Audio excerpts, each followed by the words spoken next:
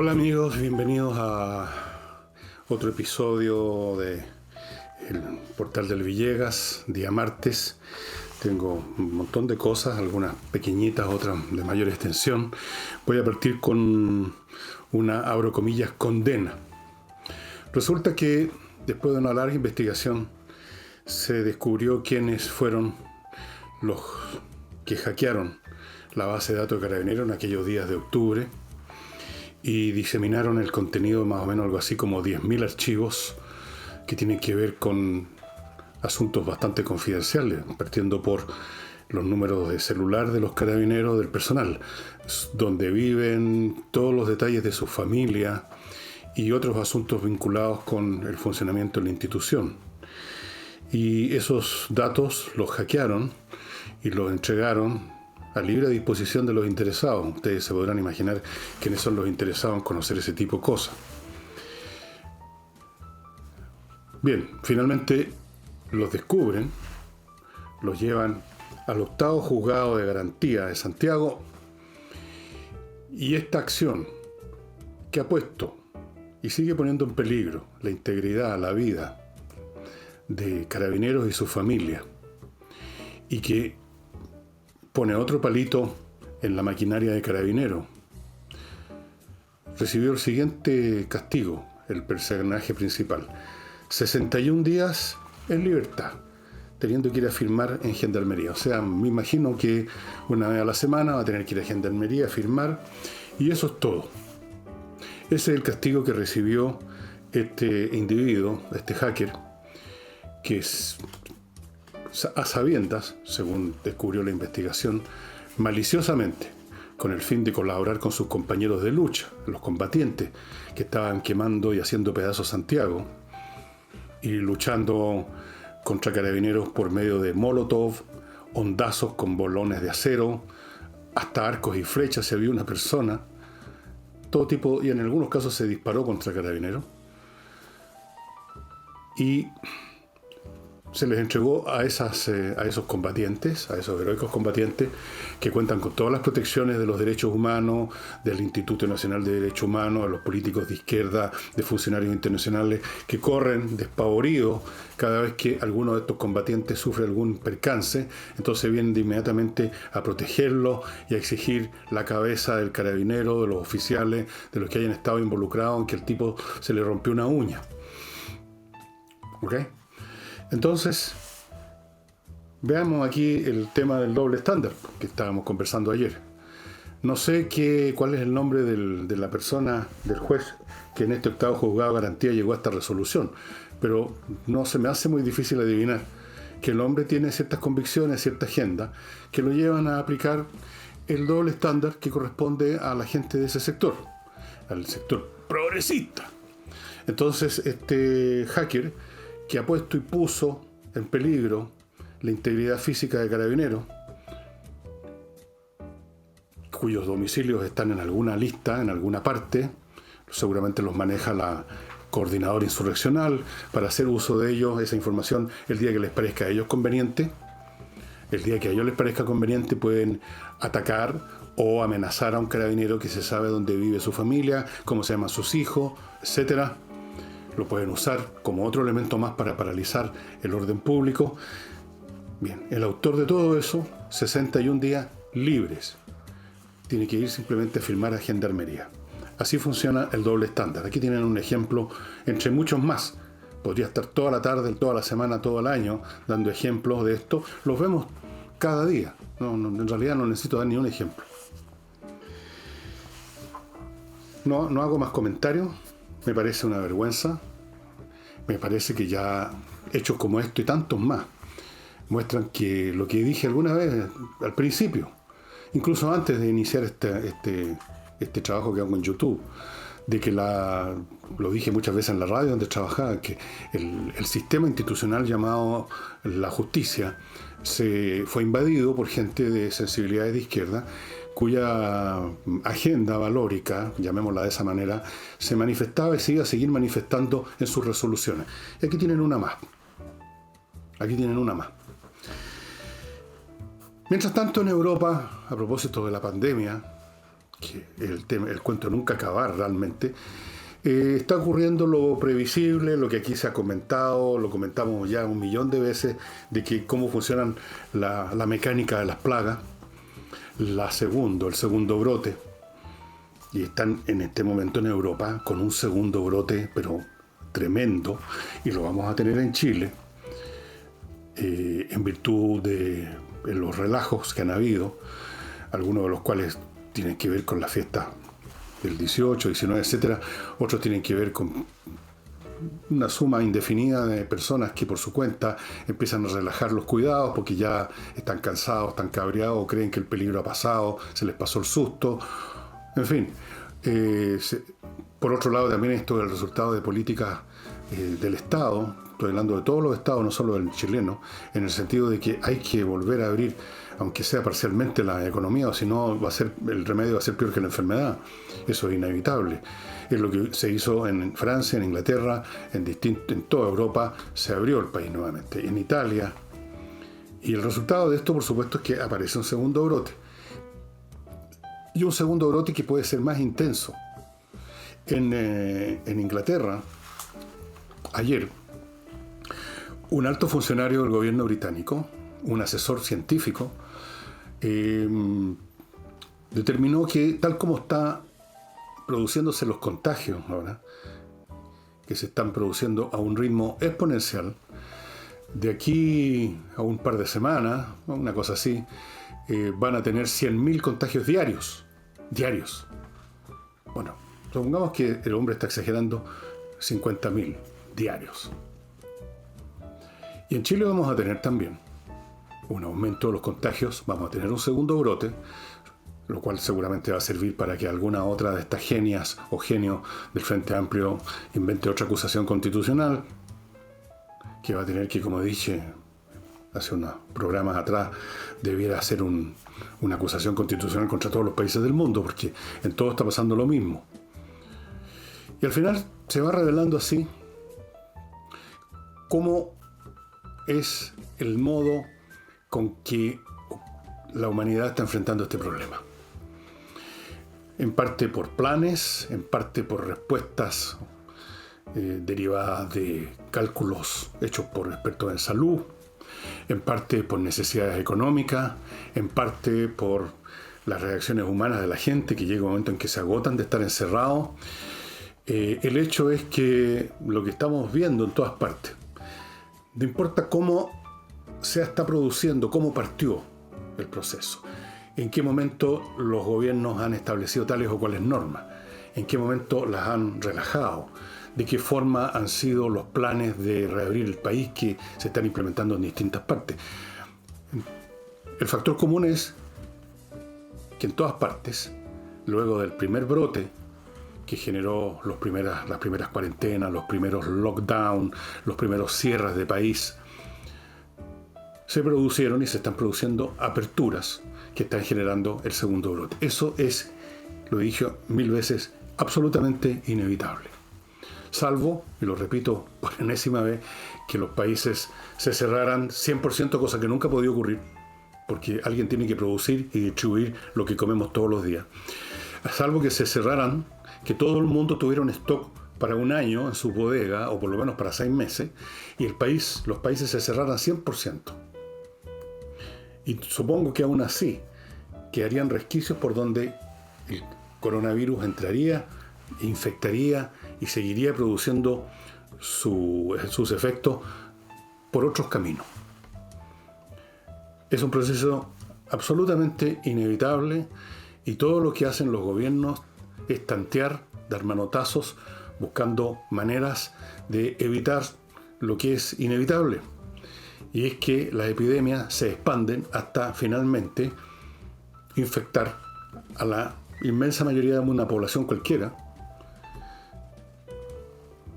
dentro de la cual algunos no se infectan, tienen resistencias especiales, otros se contagian y tienen una enfermedad relativamente tratable, otros se mueren. Eso es con todas las enfermedades, con todas las epidemias que han existido y existen. Algunas son más contagiosas, otras son más letales, pero todas operan de la misma forma. Se expanden por el pool poblacional, enferman a una determinada proporción de la población y de esta población enferma algunos se mueren. Todos los años, en todos los países del mundo, la común y corriente influenza que no produce ninguna manifestación mediática ni política como lo ha hecho el COVID, todos los años la influencia estaba matando en cualquier país 5.000, 10.000, 20.000 personas. Los resfríos todos los años matan también a personas y así sucesivamente. Pero aquí seguimos hablando de otras enfermedades, pero me voy a referir solamente a las epidemias.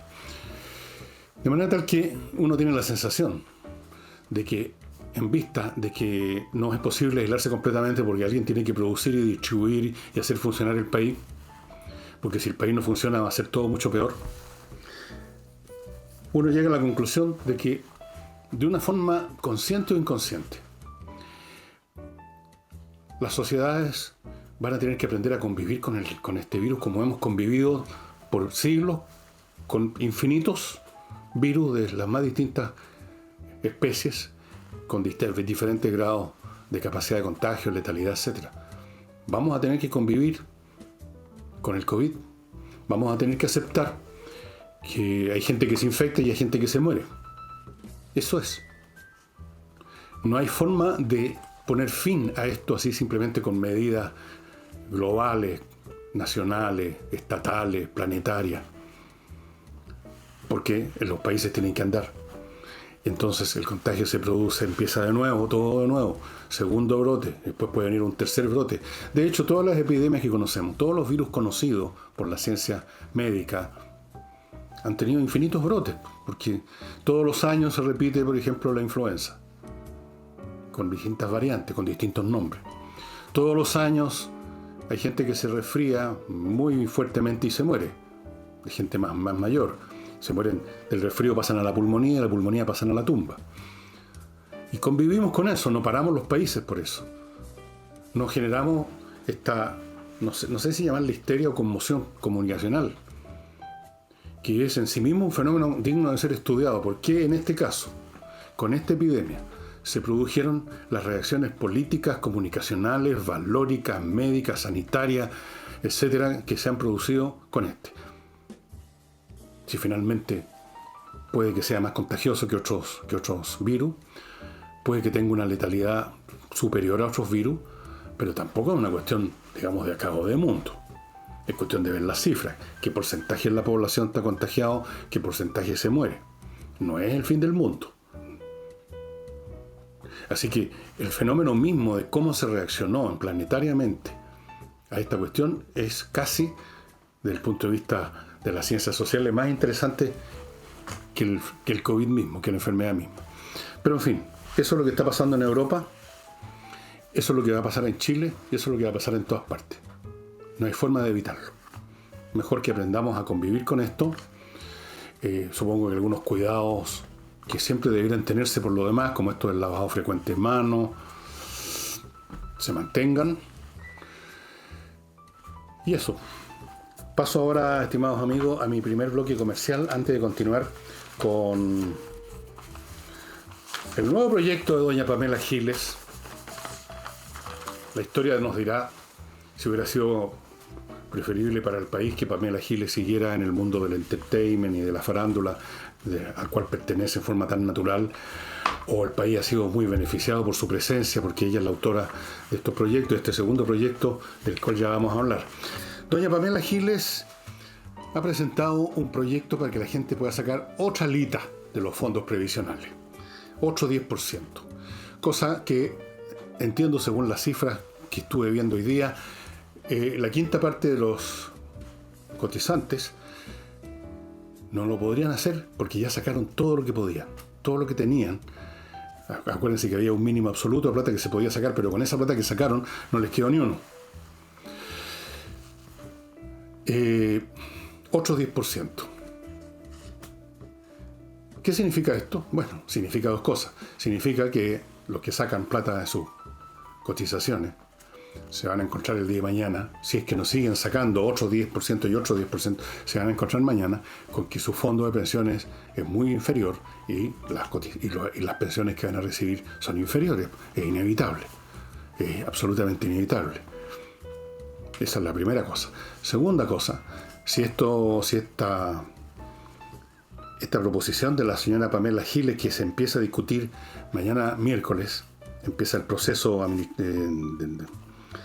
de iniciar trámite legislativo, bueno, yo no sé cuántas sacadas más de 10% resiste el sistema.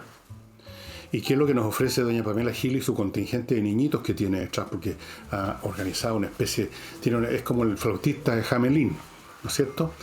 Y la siguen miles de niñitos que andaban buscando, parece ser, una líder espiritual, una especie de santona política, y la encontraron en Pamela Giles, que parece que tiene vocación para esto de los niñitos, de tratar a que la sigan. Esto se convierte, tercer punto, en una verdadera chacota, porque cuando se presentó la idea del primer 10%, recuerden ustedes todo lo que se dijo respecto a que esto era por una sola vez, etcétera, para la emergencia, se hizo y ahora va otra vez. Entonces es una tomadura de pelo para el público, es absolutamente irresponsable, sobre todo porque el gobierno está preparando nuevas medidas para llevarle dinero a la gente, concretamente. Este no es el caso de un país que no ha hecho nada por nadie, y entonces hay que sacar plata de donde sea. Han habido y siguen habiendo nuevas proposiciones del gobierno, nuevos mecanismos, nuevos instrumentos, que siempre usted puede considerar los que son insuficientes. Siempre se pueden considerar cualquier cosa insuficiente. En fin. ¿Qué pasó, entre paréntesis, con el primer 10%? Sería interesante examinar la manera como esa plata, que supuestamente era para que la gente que se estaba muriendo de hambre pudiera comprar un paquete de tallarines siquiera, cómo mucha de esa plata se fue a las tiendas a comprar televisores, a comprar línea blanca. Pero sí hubo un verdadero pequeño momento de éxtasis en las grandes tiendas con la llegada de público que atiborró sus recintos comprando. Y yo no sé qué gusto tienen los televisores servidos a la plancha, a la cacerola, pero me da la sensación que no son muy alimenticios.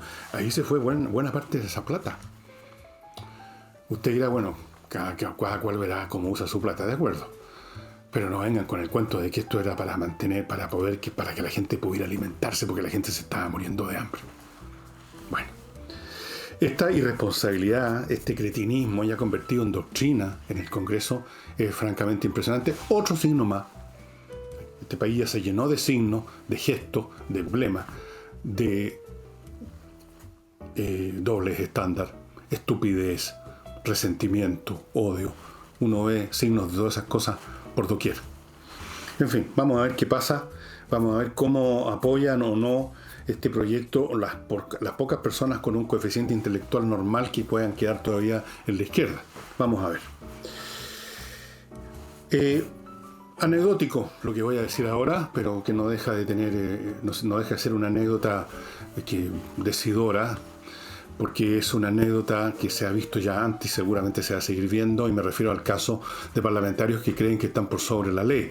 Esta vez una señorita de uno de los movimientos progresistas, el PPD me parece, una diputada, y un señor, el señor Silver, de la Democracia Cristiana, pasaron los controles, las barreras sanitarias, con diversos pretextos. Especialmente la señora o señorita del PPD fue la que llegó y pasó, dijo que estaba muy apurada, no tenía tiempo. Era domingo, creo, o sábado, no sé. A lo mejor tenía que ir a la NASA a hacer un nuevo diseño para un transbordador espacial, porque ustedes saben que la gente de ese sector son todos genios. En fin, no sé. Estas personas se creen por encima de la ley y están muy por debajo de la ley, a menudo. No sé específicamente Silver, y no sé específicamente esta persona, esta señora o señorita. No sé qué kilowattaje mental tienen. Pero hemos visto ya bastantes casos de esta actitud de prepotencia o arrogancia, tácita y a veces agresiva, como la del señor diputado comunista, el señor Gutiérrez, el que nos trató a todos de fascistas pobres, es muy detestable, muy desagradable enterarse de cómo gente que han estado trabajando desde que asumieron como congresales para ayudar a arrastrar este país a la ruina, para poner piedras en el camino a cada iniciativa, para romper, como lo lograron, la trayectoria de crecimiento que tenía este país, que tenía hacía años. Personas así, que han sido tóxicas, que han sido una desgracia para este país, además se dan estos lujitos. Lamentable.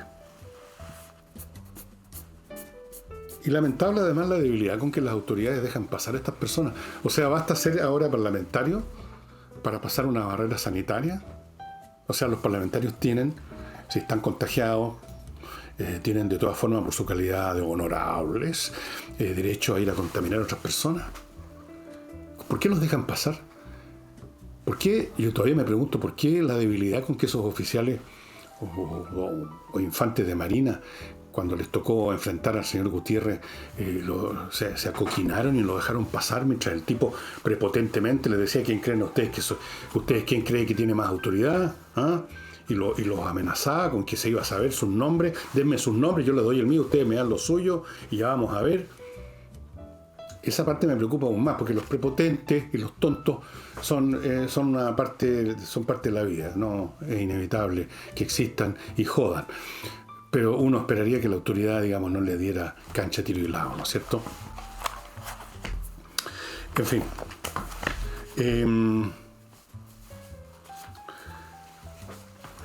Una institución muy respetable en el campo de los derechos humanos, que se llama Amnesty International, ustedes la conocen, dio un nuevo informe ahora sobre Venezuela, contándonos que se han ya realizado en ese país 90.000 arrestos en lugares insalubres e inhumanos. Estoy esperando ahora el nuevo, la parte 2, la segunda parte de las explicaciones del Partido Comunista. A lo mejor el Partido Comunista considera que Amnesty International también es una institución que trabaja en coordinación con el imperialismo norteamericano y que por lo tanto sus números, sus cifras son absolutamente falsas. ¿De dónde las sacaron? Está por verse. Vamos a ver cuál va a ser la reacción del Partido Comunista con esta nueva denuncia de Amnesty, ahora de Amnesty International. Imaginemos que hubiera ido a Venezuela a investigar estas situaciones una organización china, suponiendo que existan en China organizaciones de derechos humanos. Ahora, como China es un país cercano al corazón de las izquierdas, porque gobierna, o sea, manduquea en forma absoluta al Partido Comunista, no hay otro partido, no hay ninguna otra fuerza política que se pueda oponer, nada, ni nadie se puede oponer. Entonces, tan cerca del corazón del Partido Comunista chileno. Entonces, si hubiera ido una organización china a Venezuela y hubiera dicho algo como, por ejemplo, que no pasa nada aquí en Venezuela, este es un paraíso, la gente que se ha ido es porque son saboteadores, se han ido 4 o 5 millones de personas porque quieren darle una mala imagen a Venezuela. Aquí no hay ningún preso. De hecho, incluso ya no se toma preso a nadie. Hay una nueva política. Estoy seguro que el Partido Comunista chileno habría aceptado ese informe sin pedir ninguna cifra ni ningún dato concreto. Eso sí lo habrían aceptado. ¿No ven? Habrían dicho que el socialismo bolivariano es un gran paso hacia el progreso de la humanidad. Doble estándar. El tema de China tiene mucha gravedad. La expansión china, la prepotencia, la manera como ha presionado, cómo se creen dueños del mar de la China, cómo presionan en la India, presionan en otros países limítrofes al norte, están ya empezando a irritar a los rusos, incluso con sus pretensiones territoriales, están en esa actitud como el nuevo rico, se ponen prepotentes. Pero hay también elementos de farsa. Como ustedes saben, buena parte de la producción industrial china, tanto civil como militar, es copiada. Es el resultado de robos, de patentes, de ideas del extranjero. Parece que los chinos no son capaces de inventar nada. Bueno, han llegado a tal extremo en esto que ayer, y se rieron los propios ciudadanos chinos en los Twitter, habían comentarios, ustedes los pueden buscar. La Fuerza Aérea China sacó un comercial o un video para fanfarronearse sobre sus capacidades. Yo no sé si para atraer a jóvenes cadetes, no qué cosa. Entonces mostraron unos aviones bombardeando una base naval norteamericana, Guam. No costó mucho para los que se fijan en China, y seguramente los que se fijan en China, en un país de 1.400 millones de habitantes, esos pocos que se fijan son en sí mismos 40 millones de personas, no sé. Descubrieron que los genios del Departamento de Publicidad de la Fuerza Aérea China estaban usando como material gráfico para su video trozos sacados de películas de Hollywood. Hasta eso copian hasta la publicidad. No fueron capaces de filmar un avión, de estos aviones copiados de cartón piedra de ellos, y pusieron imágenes sacadas de películas norteamericanas. Y ustedes pueden ver esa información en la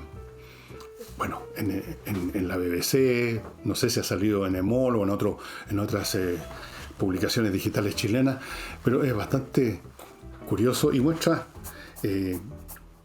hasta qué punto llega la tendencia a copiar en China. O sea, ya copian hasta eso. Imagínense ustedes que las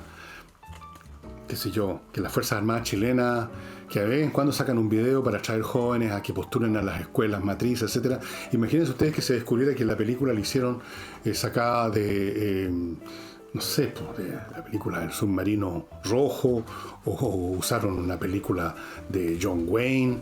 ¿Se imaginan? Bueno, eso fue lo que hicieron los chinos. Además, yo acá una encuesta sobre qué países son los que más admiran los chilenos, y en distintos grados. Esos países son los siguientes. El primero, Nueva Zelanda, Australia, Suecia, Estados Unidos y España. No aparece por ninguna parte un país progresista. No aparece Corea del Norte, no aparece China, no aparece Cuba, no aparece Venezuela.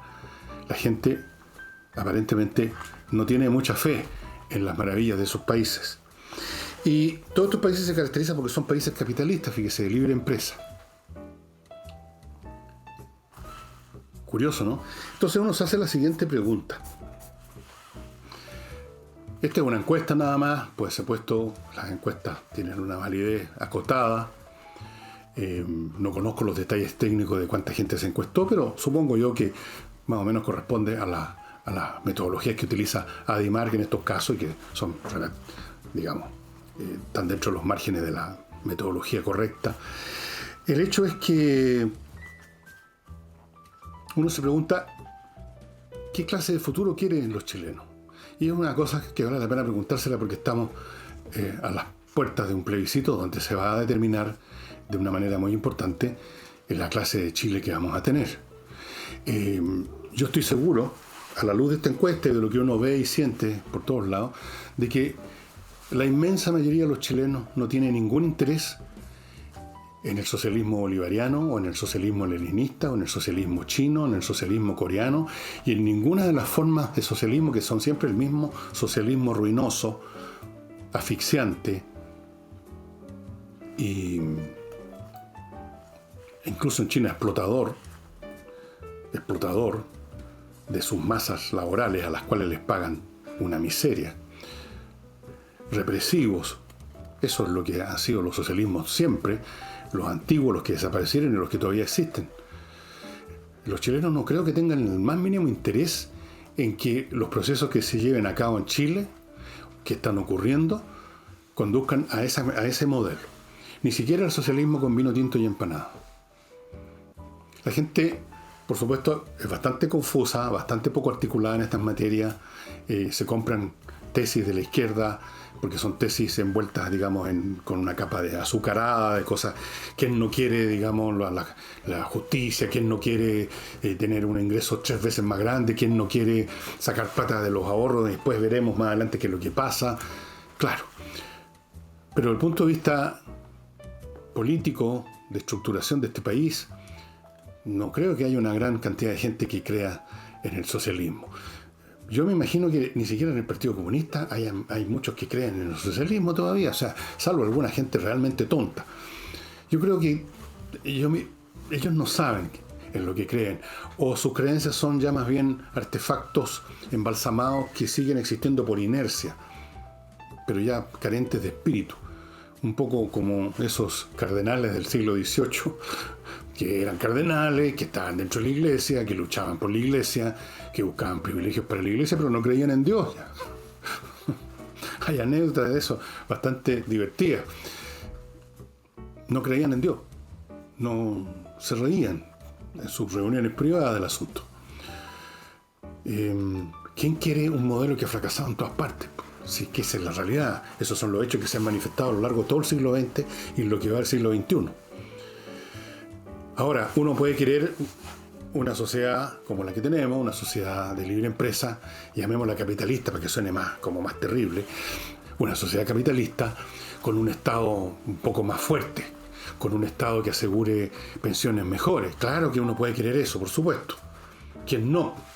¿Quién no querría una pensión mejor? Mi pensión, ¿saben cuánto es? Como 100 lucas. Esa es mi pensión. Ahora, yo no reclamo porque yo coticé tan poco que no debo... ¿Cómo iba a sacar más que eso? Pero, claro, me encantaría si por alguna magia me dijeran, bueno, sus 100 lucas van a pasar a ser 1 millón, yo estaría encantado. Pero eso no va a ocurrir. No pretendo tal cosa. Y no por que me gustara ese millón, que no sé de dónde saldría, voy a pretender echar abajo el modelo capitalista de libre empresa.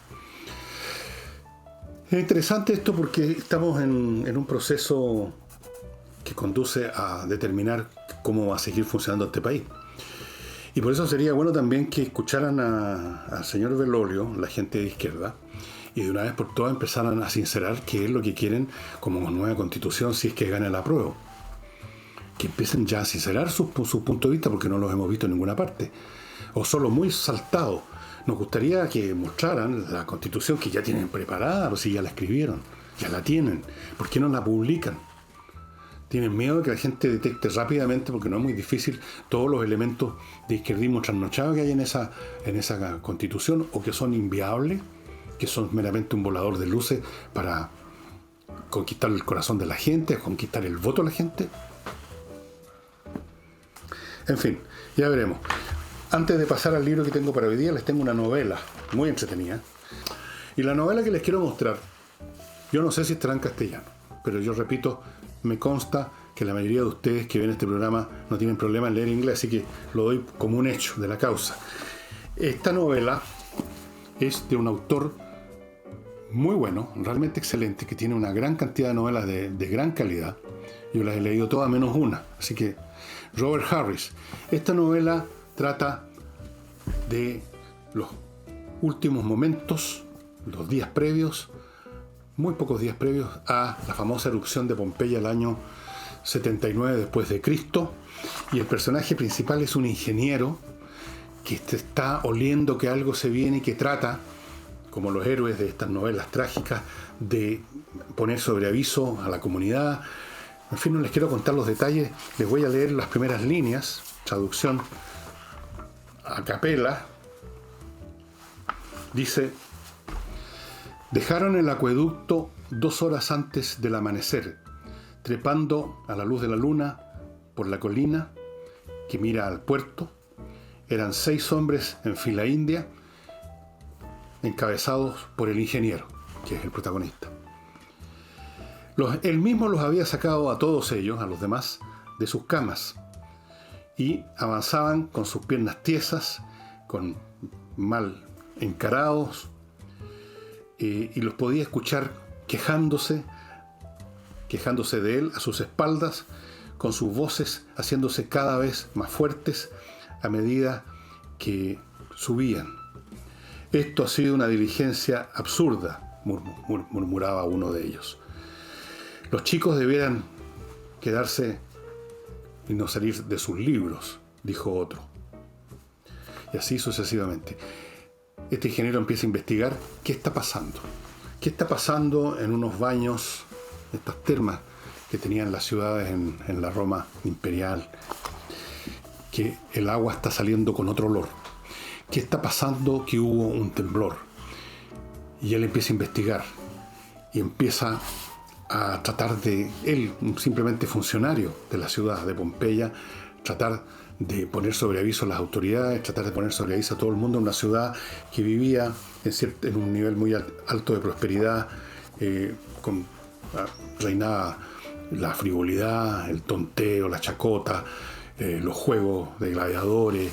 La gente no estaba pensando mucho en lo que podía pasar con ese volcán encima de Pompeya, el Vesubio. La novela es súper entretenida. Uno sabe lo que va a pasar.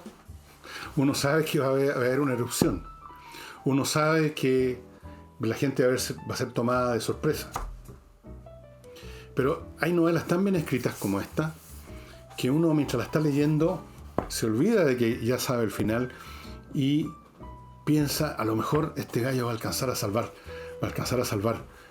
la función. Va a alcanzar a lograr que la gente salga a tiempo. Va a salvar a la población de Pompeya. Es súper entretenido y va además a la pasada, sin querer queriendo, van a aprender un montón de cosas de cómo funcionaban esas ciudades en la época más feliz y próspera del imperio, el siglo I después de Cristo. Robert Harris, Pompeya.